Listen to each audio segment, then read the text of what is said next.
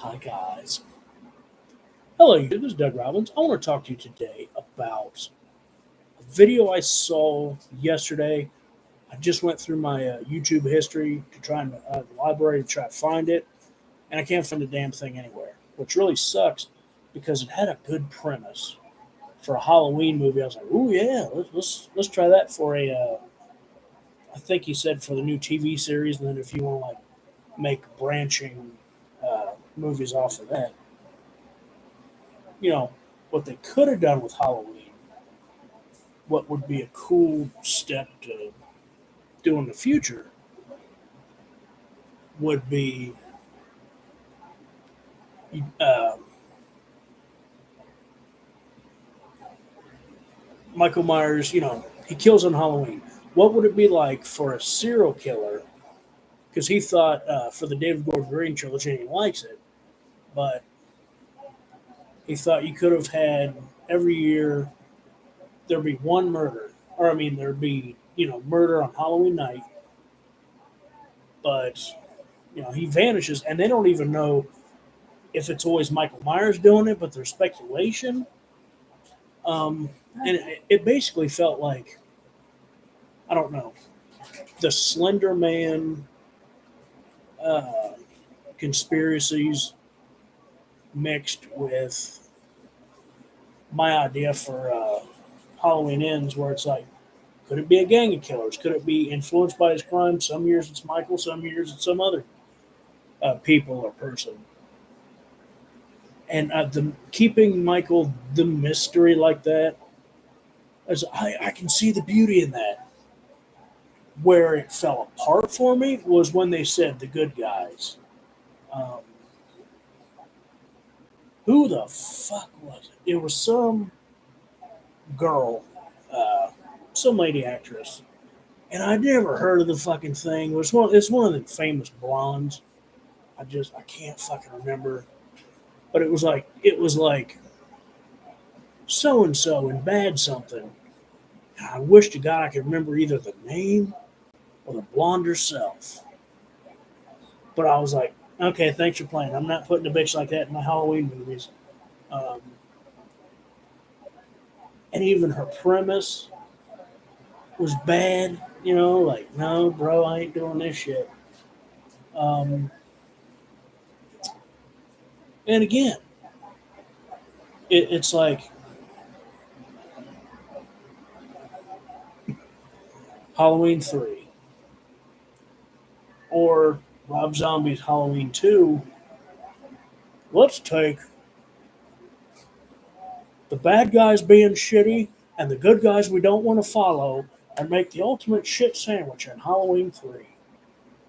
Or Rob Zombie's Halloween 2, where you don't give a shit about the good guys, you don't want to root for them, and you're not even into how Michael does his Michaeling. So it's like, if there's any two movies in the Halloween for, I say honestly, fuck those movies. Like I'll watch a Law and Order marathon before I'll put them fucking disgraces to Halloween. Rob Zombie's Halloween 2, and then the King and Queen, because it's a hermaphrodite, then go fuck itself. Halloween 3, yucky sucky, holy shit. And it's not even the best of Tom Atkins. Like everybody, I don't know what the fuck their fascination is. I don't know if some kindly man with pockmarked skin like Ray Liotta and a fucking mustache, like saved them one Christmas when they were orphans from a burning trunk fire, and they're forever grateful. But goddamn, I do not want to follow Tom Atkins' character. I do not want to follow the actor Tom Atkins. Um, he might as well. It's like Doctor Mathis, the fucking movie. I'm gonna fuck around. I'm an old gray haired guy's gonna fuck around with a girl way too young for me. And that's our hero, folks. And then we got RoboCop, that villain, that boring motherfucker. Because RoboCop, it was a good movie. It was a fun movie. Because RoboCop, his villain sucked dick. Like, it had the Lethal Weapon syndrome. I was fine with the good guys. Your villains suck dick. Now, if you want a good action movie that's like the standard Die Hard, great villain, great hero, mwah, chef's kiss, fucking perfect. Not that hard to do, folks.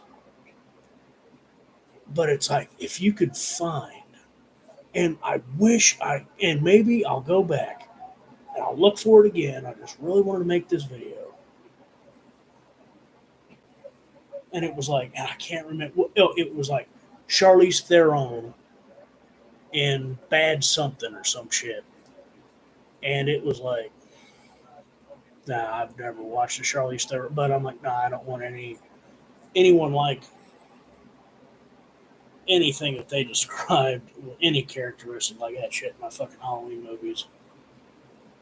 But keeping Michael more mysterious and like creating the speculation, is he doing it?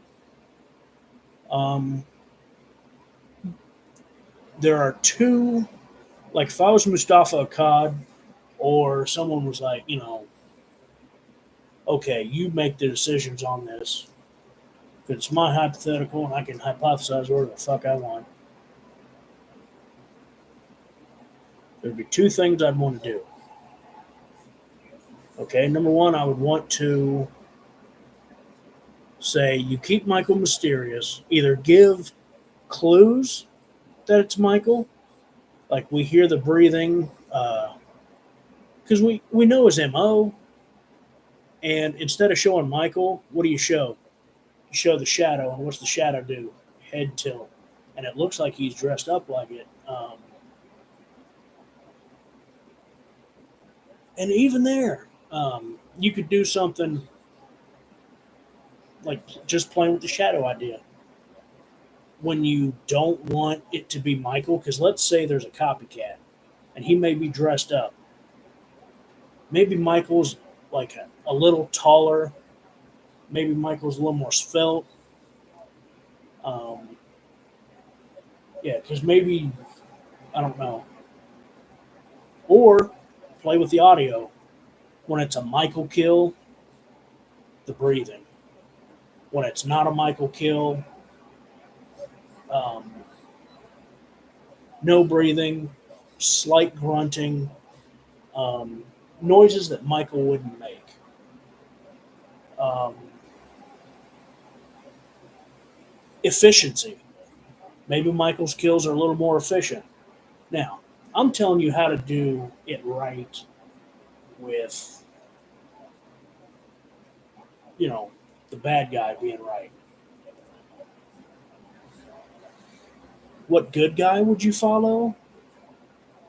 To me, just because I've been on this big, and it kind of like goes on the story that I wanted to write about the either detective or sheriff, because I'm thinking of The Exorcist 3 with George C. Scott. Like, I like his kind of down home. Like he's a good family man, but he's kind of older, kind of tired, and I uh, wanted him to get that kind of revenge on the killing of my story because he killed his kid all those years ago. He's sniffing around the baby, which who is now 17, 10 years later, because she was 17 when she got killed as the homecoming queen. This is my story, and so I kind of wanted, I either want him to be like the sheriff or like Kinderman, but both getting that revenge against the bad guy at the very end. So maybe somebody's trying to hunt him down, but I really didn't like the Charlize Theron storyline. So I would need a better good guy character. Um, but yeah, thanks for listening and have yourselves a great night or day, depending on when you're listening to this.